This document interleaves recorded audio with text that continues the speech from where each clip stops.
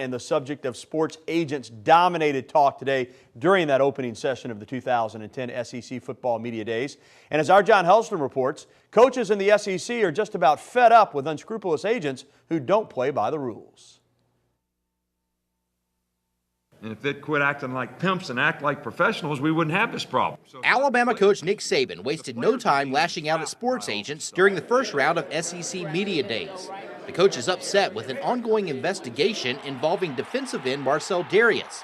UA compliance officials are looking into whether Dareus broke NCAA rules by attending an agent-related party earlier this summer. But Saban contends if any rules were broken, Dareus would only be partially at fault. If somebody talked to Marcell Dareus, which I don't know if they did or didn't, but if they did, they violated their own rules. Student-athlete agent interaction has been an ongoing problem for years. Schools like Alabama try to educate their athletes as to the rules. But Saban says coaches and school officials cannot always police their players. So this is not a matter of sequestering the players. It's a matter of who should be more responsible, a 20-year-old player or a 40-year-old man who's supposed to be a professional.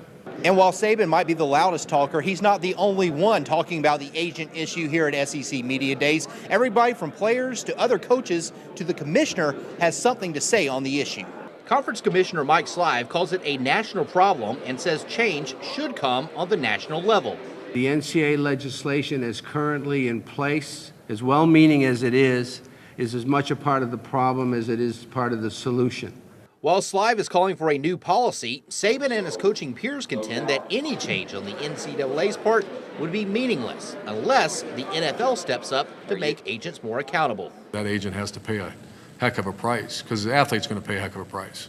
And unless that happens, you have no chance. It's going to be a mockery. They have to go to jail, and that's the only way to stop it. It's really unfortunate because these guys have nothing to lose. Alabama quarterback Greg McElroy's father is a Dallas Cowboys executive.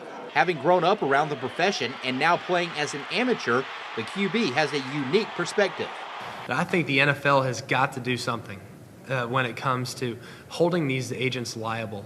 And until that happens, those in the college game say the professional problem will continue. I think if these guys were suspended for a year and couldn't collect fees because of their suspension and not having a license, I don't think you'd see any of this stuff happening.